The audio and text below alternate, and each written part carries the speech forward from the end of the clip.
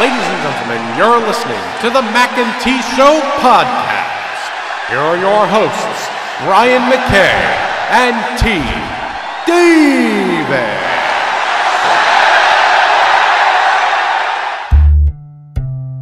This is the Mackay T Show. This is the Mackay T Show. We talk movies and TV shows, sports and world news, coasting like on a world cruise. Hosted by Brian Mackay and T Davis. Yeah, you can't tame us. We're going to the top, we're becoming famous. What time is it? It's time for the Mackay T Show. What time is it? I said it's time for the Mackay T Show.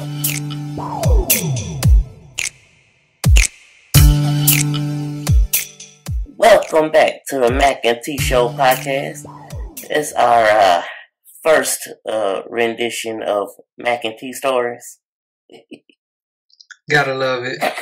Mackay T story. How's it going today, T? It's going great. Excited to see how the fans like Mackay T stories. Yes, I'm interested to see how this is going to be. I was telling T I've only gotten through a quarter of the way through her story, her novel so far. So that's where we're going to stop today in our reading. But I'm enjoying it, and I'm looking forward to probably gonna bring it, put it on my iCloud, take it with me, pull it up on my phone while I'm sitting at the doctor's office here in a little while. So yeah. Anyway, I was going to let T, before we get started reading, go ahead and kind of introduce the characters to us. So, ladies and gentlemen, you will have to pay a little bit of attention because there are several characters, but the main character is Emmanuel Christian Love, who is the son of Bishop Orlando and Olivia Love, and he is an only child. Now, he has some friends, which, I mean, I don't want to get you too confused, but you'll meet other characters, which are his friends Sean and Francis. And then you'll meet some of the, I don't want to give too much away, but some other interesting characters along the way. And then we have Rowan Grace, whose parent is Javier Sanchez, a baseball player, and Felicia Sanchez, who is a music teacher and homemaker. And Rowan is also only child. It'll be pretty easy to catch up. Yes, trust me. If you were listening, you will not have any problem. I just hope we can read. Right. Like with the kids, this is where all that practice come from. When you could read to the kids. Thank God I've been reading all these little children's books these last couple of years. That's hilarious because you have to read out loud to the kids. Yes. Because, other than that, I have no reading out loud experience. All right. Do you want to, So the title is All of Me, and the first And chapter, all of you? Yeah, no. Oh, sorry. Honestly, I don't even remember why I titled it All of Me, but we're about to find out. Chapter 1 comes to light. Emmanuel Christian Love stood in the room by the side of Victoria Heights in his Armani tuxedo, looking as dapper as any man in the room. Though he wasn't a member of the aristocratic society and had no desire to be, he had learned to do what many men had tried and failed to. He learned to fit in, which wasn't an easy task. The members of high society could spot an imposter from miles away. But Emmanuel's charm and charisma went a long way. It didn't hurt that he was on the arm of one of the wealthiest women in South Sands Isle. Victoria is the daughter of Roosevelt Heights III, owner of Heights Hotels, which had 5-star hotels across the West Coast. Victoria is a beautiful woman, long dark hair, green eyes, a lovely smile, and a model body. So, one might wonder why she might be with Emmanuel, or Christian, as she called him. On this occasion, she was with Christian because she had broken up with her latest male friend and needed a date to accompany her to a fundraiser which she was attending on this evening. Christian and Victoria had met years ago and after their first encounter, whenever she needed an escort, she called upon him.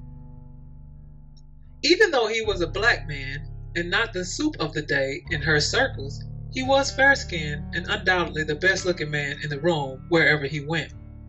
His 6'4" frame, 195 pounds, was lean and could not go unnoticed in any room. He could have been a model and was often mistaken for one. His shadow beard helped him look older than his years, and the glasses he wore on this particular evening made him look more sophisticated. Once the evening was over, Christian walked Victoria to her limo, and they headed to the hotel. "What is it about you that women love you so?" Victoria asked. "I couldn't answer that. I wasn't aware that was the case," he said. Victoria chuckled as she poured herself a glass of wine. She would have offered him one, but she knew he didn't care for alcohol. "Really?" She looked at him intently. "So, do you have a significant other these days?" She was always curious. He grinned, showing a hint of his white teeth. "No." "Why, are you taking applications?" "No, but when I do, you will be the first person I call." Victoria batted her eyes at him. Christian was unfazed. Unlike most men, he was used to her ways. Once at the hotel, Christian escorted Victoria to their penthouse suite for a nightcap. No sooner than he stepped inside, Victoria accosted him. She began to take off his clothes and hers. He lifted her off her feet and carried her to the bedroom, where the exchange continued. She kissed his chest, his neck, knowing the rules were no lip locking. She always wondered, could he kiss? She suspected he could because he was excellent at courtship. Even without French kissing, he made her feel like no other man she had been with, and she looked forward to their encounters even when she had a partner. If she could be sure that he would give up his life as an escort, she would strongly consider tempting fate and making him her man. But she couldn't tempt fate. There was no way her father would go for her marrying Christian, even though he dealt with her seeing him on occasion. So she would reside to having him when she needed him or wanted him. Christian handled his business and cuddled with Victoria, which was part of the deal. There would be no loving and leaving unless Victoria said so. Tonight was to stay, and he would fly out the following morning on Height's jet, back to Antioch, where he resided. Christian strolled off the jet, and his bags were handed to him as he headed for the airport. He spoke to the young lady at the desk as he strolled to his Corvette waiting in the parking lot. As he rode down the street, headed home, he called his friend Sean to see what he was up to. Christian felt like working out and called to see if his partner was up for it. Within an hour, they were in the gym lifting weights, and after which they headed to the sauna. "So what's up with you on last night?" Sean asked. "Nothing. You?" He never talked about his clients. The less people knew, the better. Though Sean was aware of what he did because he once participated. It had been years since he worked, and he was out of the loop. "Nothing, but I need a favor." "Well, what might that be?" Christian asked. "Well, you know Parker and I get married. Well, she wants you to accompany her friend to the wedding." "You can't afford me," Christian joked. "I know. That's why I said favor." Christian laughed. "What, is she ugly?"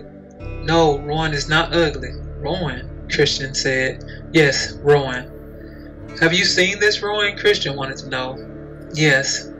She's in theater. She's beautiful." "Yeah, that's why she needs her friends to hook her up," Christian said.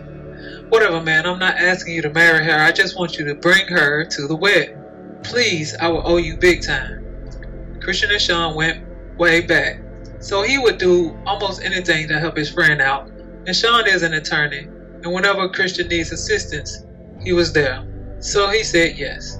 As Christian drove home, he thought about his life. It might be nice to accompany a regular woman to an event. Though he enjoyed his job, he did not know if he would ever get used to hanging around the aristocrats. He was just an average guy from Antioch, and he rather liked his drama-free life. With his occupation, he had the best of both worlds. Chapter 2. First. Christian pulled up at Rowan's place. She She wasn't doing too badly for herself. She lived in a nice neighborhood called Cambridge Crossing. He guessed being a writer, producer, and director of stage plays paid better than he knew. But that was none of his business, he thought as he pulled up and parked in front of her garage. As he walked to the house, he wondered what he had gotten himself into. It was odd that Sean had asked him last minute to bring this woman to the wedding. He rang the doorbell and waited. Seconds passed and the door opened.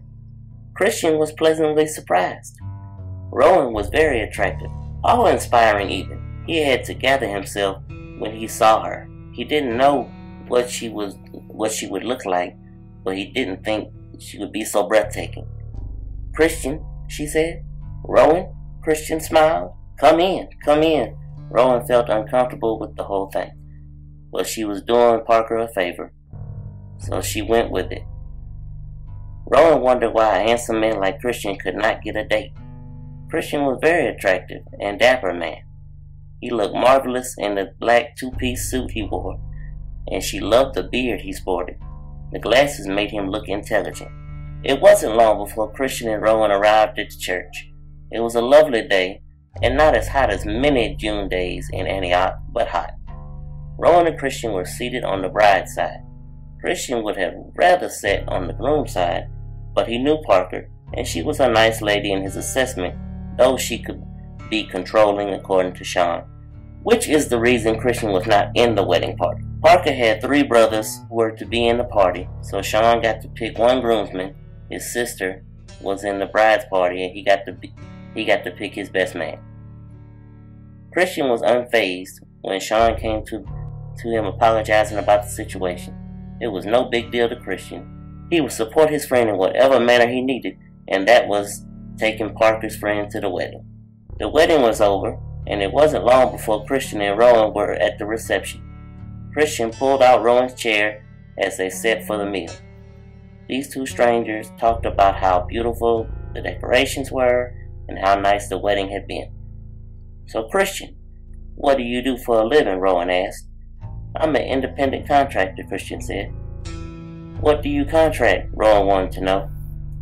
"I help people in need, but I'm not in the liberty to discuss specifics," Christian said. "I have signed confidentiality agreements with my clients. What do you do for a living?" "I dabble in the theater," Rowan was being modest. "Lovely. I'll have to catch one of your plays." Christian flashed his brilliant smile at Rowan. She used all her power not to be taken in by his charm. She had seen his type before and knew he was not remotely interested in what she was. "So how do you know Sean?" Rowan had known Parker for 3 years, and she had been around Christian for a while, but never met Christian, though she had heard his name before. Christian explained that they met during their college years. Other guests came to the table, the conversation changed as everyone got acquainted. Christian noticed Rowan didn't say much, and he wondered why. Was she shy, or just not that least bit interested in conversation? After the wedding, Christian took Rowan home. Rowan thanked Christian for accompanying her to the wedding as they stood at her front door. "I would very much like to see you again," he said as he stood beside her vehicle. Rowan looked up at the lovely stranger. "I don't think I am your type," she said. "So you are just going to put me in a box?" Christian said. "I would never do that," Rowan said. "I try not to judge." Christian smiled. "Great. So what is your number?" he said, pulling out his phone. Rowan looked at the tall, handsome stranger that stood before her, smelling as good as he looked. She considered her options. There was no denying that she was attracted to the man. Still, there was something about him that made her uneasy. It wasn't just the way he looked into her eyes when he spoke to her, though that didn't help. It wasn't the smooth cadence with which he spoke, though that didn't help either. It wasn't his brilliant smile, which she loved. She couldn't put her finger on it as she stood there, but there was something about him that gave her pause. "Penny for your thoughts," Christian said, After they stood in 2 minute seconds of silence for his liking, Rowan looked at Christian once more before deciding to go with her gut. I really don't think us seeing each other again would be a good idea. Thanks for seeing me home. You have a good evening, Mr. Love, Rowan said. This was new. Not many women had turned down his advances. Maybe during the early middle school days, but none since then that he could recall. This was not over, he told himself. He would see Miss Grace again, if it was the last thing he did. Chapter 3, Courtship. Rowan sat in the theater after rehearsing talking to her friend Asia when a worker at the theater came over with an oversized teddy bear. Rowan thanked the guy and contemplated telling Asia about Christian. She could not lie and say she didn't know where the gifts came from because he had made sure she knew it was him with each card that came with the gifts. Monday, it had been flowers. Tuesday, flowers and candy. Wednesday, flowers, candy, and a stuffed animal. Thursday, flowers, candy, and a bigger stuffed animal. It's the guy I met when I went to Parker's wedding, she told Asia. You must have made some impression, Asia smiled. What does he look like? He is nice looking, Rowan said. Rowan thought this had to stop. She wasn't big on people being in her personal affairs, and these gifts would surely start the whispers and rumor mill going among her people. Some girls have all the luck, Asia teased. Now what am I going to do with this thing? Rowan said. Take it home and put it beside your bed so you can know somebody likes you. I don't need this to know someone likes me, Rowan said. I know that. So what does the card say? Rowan looked at the card in her hand. It was larger than the other small notes that had come with the flowers each day. She took a seat behind her desk and opened her desk drawer. She pulled out a letter opener from the drawer and slid it across the envelope. She then retrieved the card. Hello, Rowan. I pray this card finds you doing well, and I hope you had a great week. Mine has been fine, but would be better if you would agree to have dinner with me. I have made reservations at Antonio's for tomorrow night at 7. If you care to join me. I would really love to see you again. Warmest regards, Christian. What does it say? Asia wanted to know. Rowan handed her the card and proceeded to look at the script in her lap. Are you going? Asia asked. I don't know, Rowan said. Okay, this guy must be ugly, Asia said before she knew it. Rowan looked at her friend. No, he's not ugly, she said with a smile. Well, what is the problem? You are not seeing anyone unless you have been holding out on me. So what's the deal? Rowan didn't exactly know how to explain her qualms about Christian, but she had them nonetheless. She could not deny she rather enjoyed the gifts, though they were beginning to be a bit much. She was okay with the flowers. She didn't care too much for candy, but she liked the stuffed teddy bears. She had loved them since she was a child. I don't know, Rowan conceded. I think you should go, Asia said. You need to get out before we go on our tour. Besides, when was the last time you went on a date?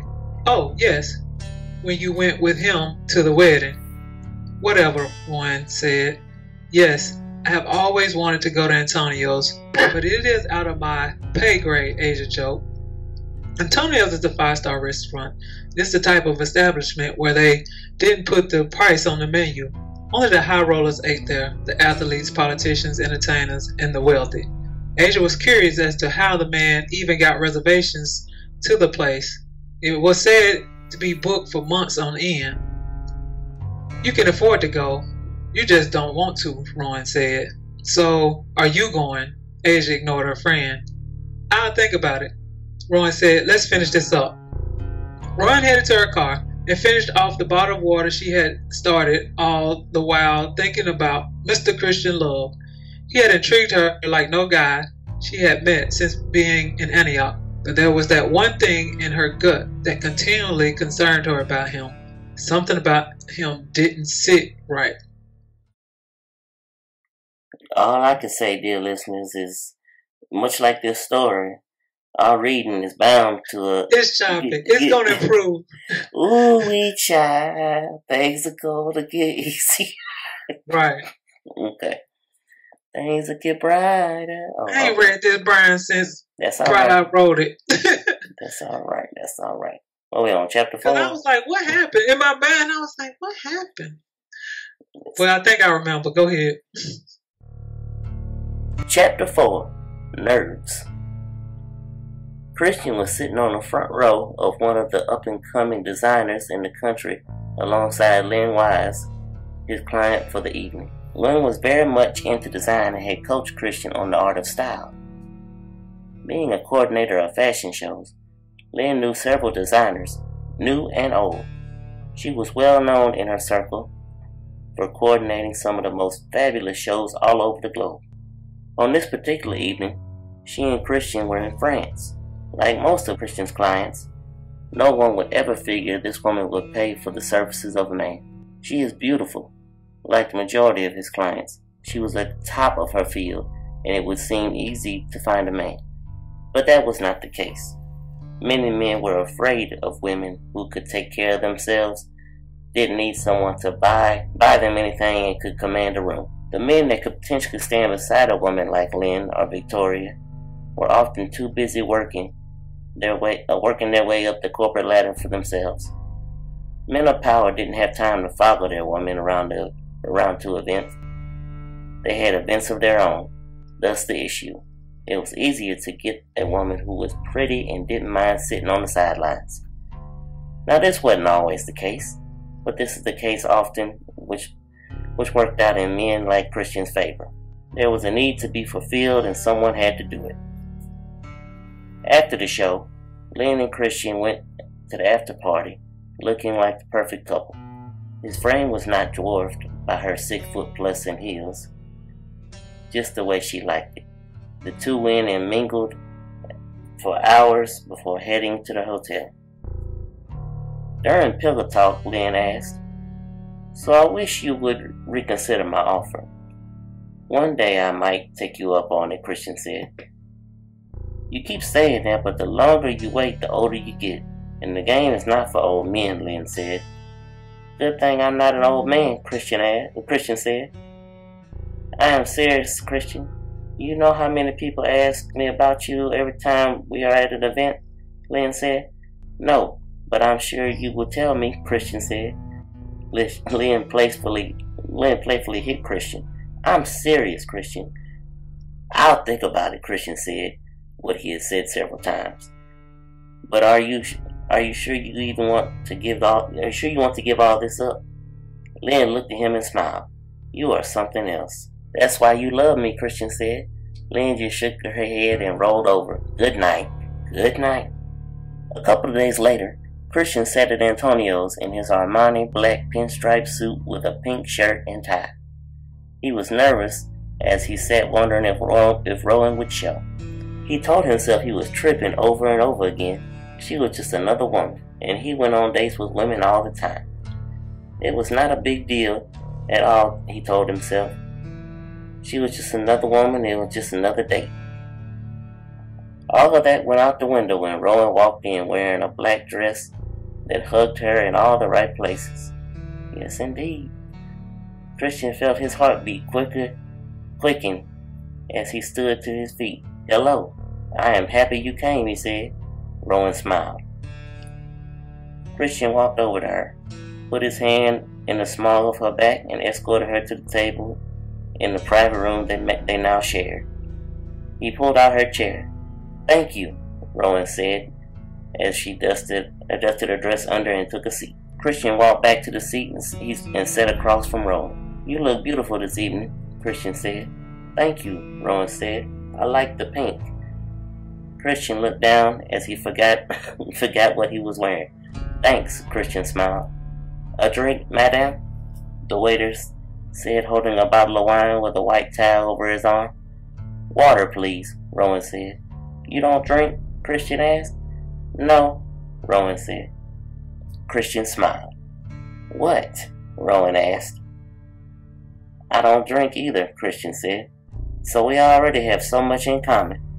Rowan grinned as she looked over the menu. "Can I ask you something?" Rowan asked. "Sure," Christian said. He already knew what he'd be having. How do you get reservations at this place? I heard it is booked for the next month, Rowan stated. I know a few people.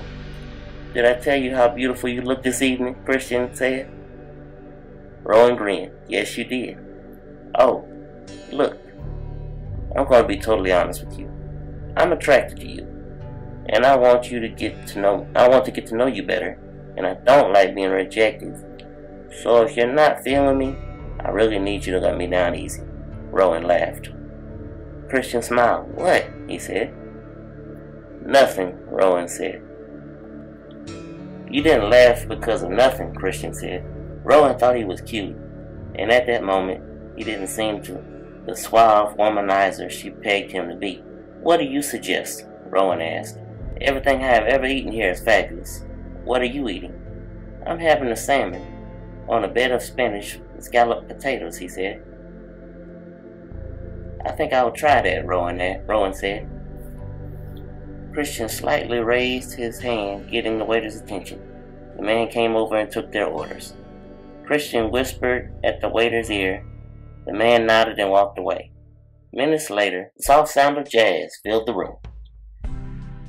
So who is Rowan? Christian looked intently at the woman that was taking his breath away.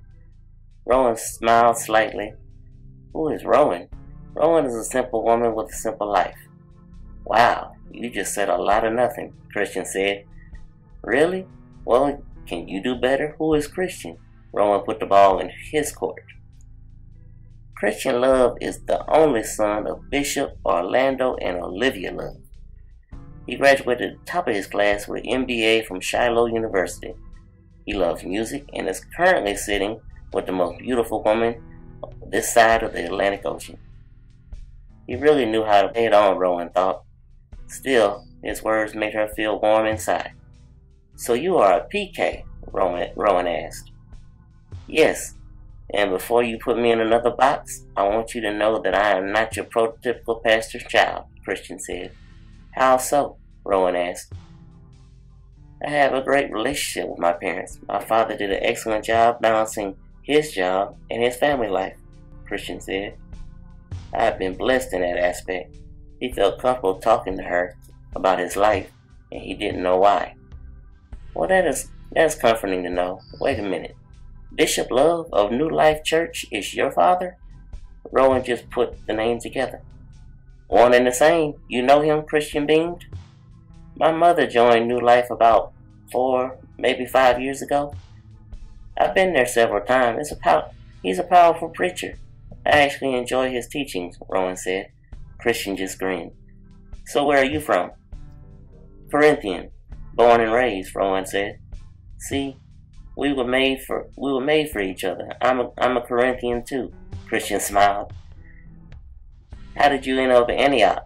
Rowan was curious. After I left Shiloh, I moved up here, Christian said. Enough about me. Who is Rowan Grace? Rowan smiled before telling him her parents' name. Christian was not that big on sports, so he did not recognize Javier Sanchez for who he was. Javier was a baseball player who played shortstop and won 5 Gold Glove awards. The conversation took off from there. They shared a meal and Christian talked her into sharing a dessert. Christian walked Rowan to the front of the restaurant where they waited for their cars. Next time, you will have to let me pick you up like a gentleman should, Christian said. Next time, Rowan looked at him. She had to admit she not only loved his good looks, but his size, being 6 feet. It was rare for her to find a man that she could look eye to eye with in her heels. Yeah, next time, Christian looked her in the eyes and offered a smile. What's your number? He took the phone from his suit pocket and handed it to her. Rowan took the phone and punched in her number. Thank you. His smile widened. Christian grabbed the car door and touched the small of her back as she got in the car. She didn't like when he touched her because she felt some kind of way when he did. Good night, he said, and watched as she drove away.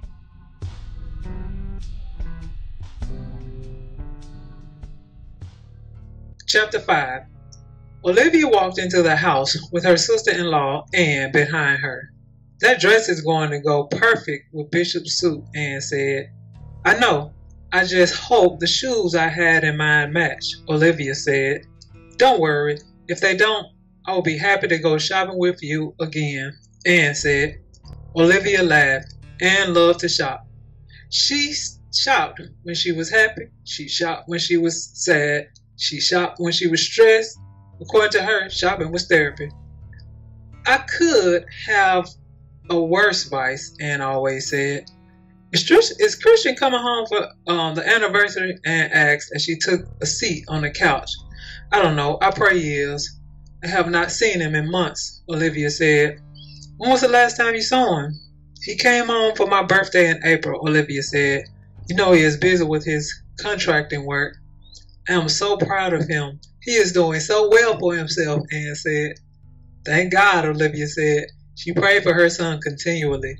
How are things going with Neil? Good. She and Ian are getting along pretty well, Anne said. There may be wedding bells soon. The doorbell rang. Anne, will you get that? Olivia said and took the dress to her room. Anne went to the front door and opened it. She smiled widely when she saw Christian standing in the door. He quickly put a finger to his mouth. Shh. Is she here? He said. Anne nodded. Christian eased in the house and hugged his aunt. And who is it? Olivia yelled. Some guy trying to sell magazines, Anne said. Christian chuckled. Selling magazines? Who is it? Olivia walked into the living room. She lit up like a Christmas tree when she saw her son standing in the living room. She rushed over to him and gave him a big hug. Christian, when did you get here? Olivia asked as she looked over him as if checking for damage. I just drove down, Christian smiled. Olivia stepped back and looked at her son. He was just as dapper as his father. He was a little taller and leaner, but just as handsome. Boy, you have to take me for a spin, Anne said, looking at the Corvette. No problem, Aunt Anne, Christian said. Olivia hugged her son again. I'm so happy you could make it. Have you eaten? Why do you always ask me that? Christian said. Because you look like you don't have eat, Anne said. I eat plenty. Christian took a seat. Where's Pops? He should be home in a minute, Olivia said. So where are you coming from this time? Italy, France, Switzerland? Anne wanted to know. Antioch, he said. How is everything going there? Anne asked. It's going well, Christian said. The three made small talk. 10 minutes later, Orlando came home with Ian. Hello, Orlando spoke. He kissed his wife on the temple. He looked at Christian. When did you get here, boy? Christian stood and hugged his father. I just rode in, Christian said.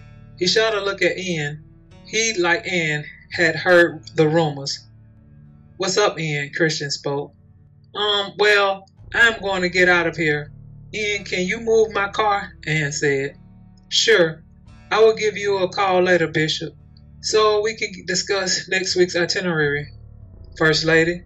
He shot a look at Olivia. It didn't get past Anne or Christian.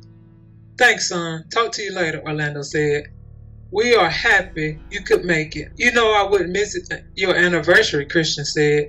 Good. Well, I am going to take you guys to dinner. I got to make a few calls and we can go. Baby, can you call Avela and see if they can get us in? Orlando said and strolled to his room. Christian went to his room and called Rowan. He needed to talk to her. Christian left his parents and headed to his room in the basement. Hello, Rowan answered. Hello, may I speak to Rowan? Christian said.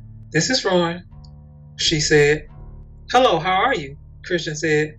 The two had not spoken for several days. He had been out of town working and had left to come home when he got back from his last assignment. He had called. They had talked on the phone almost every day since he had got her number. I'm well. You? Rowan said. All is well. How's life treating you? Life is good, but there is something I need to say.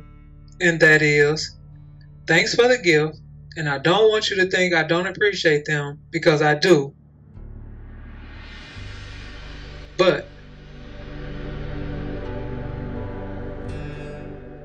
I like to keep my personal business personal, and well, it's difficult when you send gifts to my job.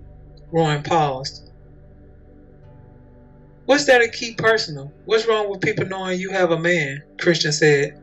I have a man? Rowan said. This was news to her.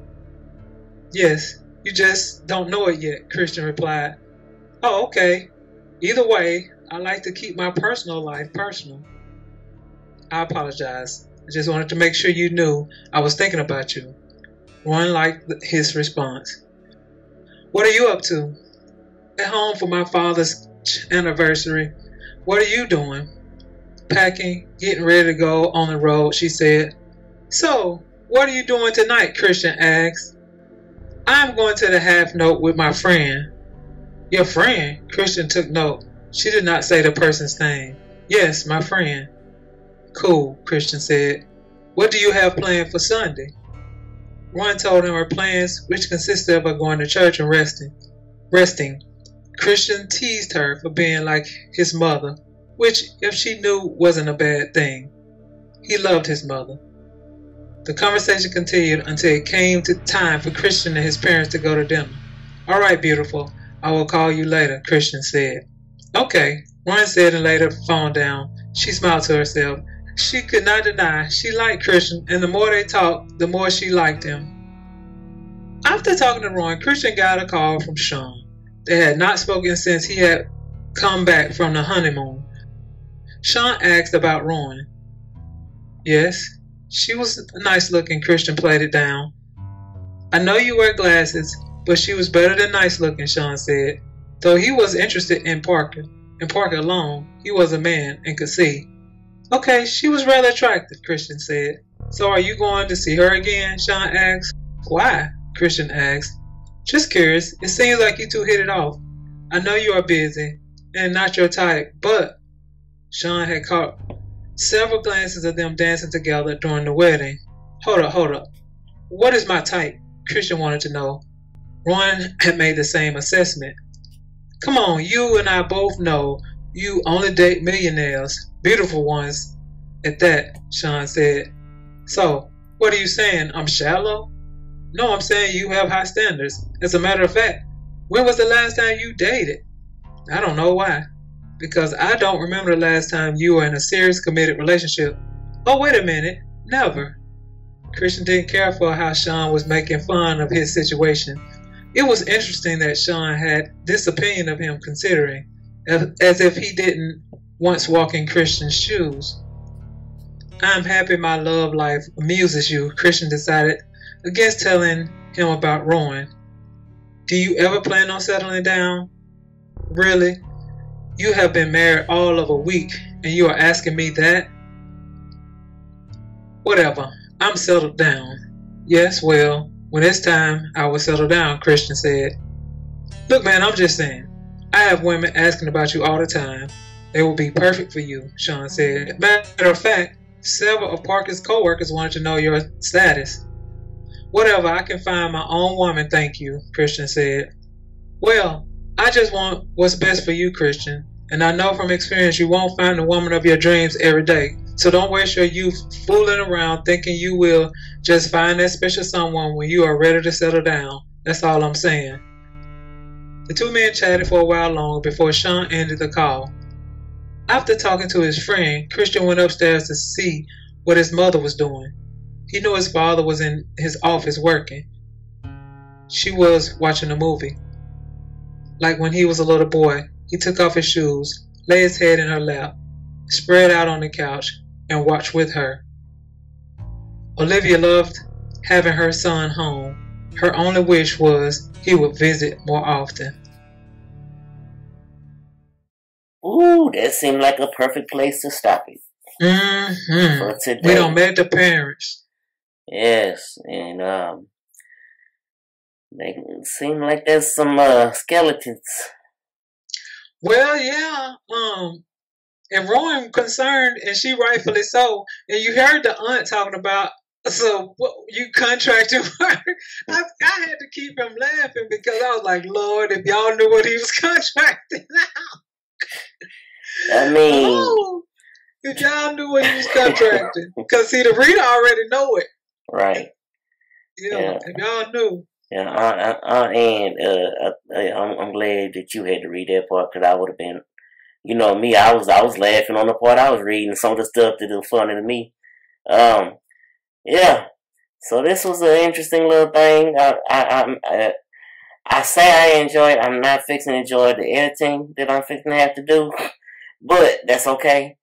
Because next time will be much better. I think it's going to be about 15 minutes, which is fine because I don't see some short podcasts and that'll give them time to just kind of read. And because that was hilarious. Yes. But anyway, hope you all enjoy. And I hope you all are looking forward to what happens next as we delve more into all of me and all of you. Oh, wow. But as always, I'm one of your co-hosts, Brian Mackay, and I am with T. God is Good Davis. And this has been the Mac and T Show podcast. Oh, excuse me, the Mac and T Show stories. See you next time. This is the Mac and T Show. This is the Mac and T Show. We talk movies and TV shows, sports and world news, coasting like on a world cruise. Hosted by Brian Mackay and T Davis. Yeah. You can't tame us. We're going to the top, we're becoming famous. What time is it?